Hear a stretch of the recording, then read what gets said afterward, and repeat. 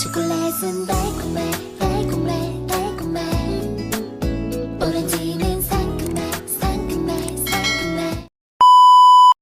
Magandang umaga po sa inyong lahat. Ako nga pala si Danica Badoria at ang video na ito ay tungkol sa mga e-learning web or tool na maaaring magamit ng guro sa kanyang pagtuturo. Ayon sa aking pananaliksik, may mga ilang libreng tech tool na pwedeng gamitin ng guro sa kanyang pagtuturo. For example, sa virtual, ang isa sa mga pinakamahusay na tool ay ang Google Classroom.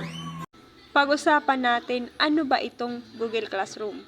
Ang Google Classroom ay isa sa pinakamahusay na tool sa organisasyon para sa mga guro na tumutulong sa mga guro para mag-ayos ng mga takdang aralin, magbigay ng feedback ng epektibo at madaling makipag-ugnayan sa kanilang mga klase. Ang unang step ay pumunta tayo sa Google Classroom at i-search ang Google Classroom. Open ko na lang po ito dahil naka-install na. Ito po ay i-click natin ang plus sign.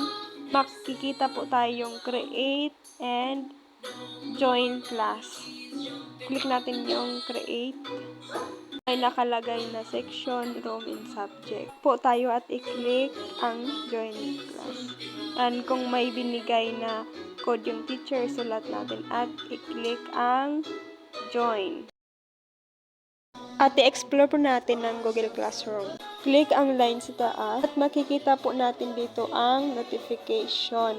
Click natin at dito po yung notification na galing sa mga teacher natin na activity.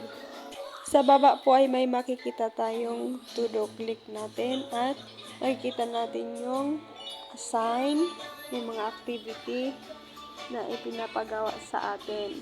Yan po. At may missing. Yan, yung mga hindi natin nagawa. Yung missing ko po last year pa yan. And ito naman yung natapos na natin na activity. At yan po nagtatapos ang aking video. Maraming salamat po.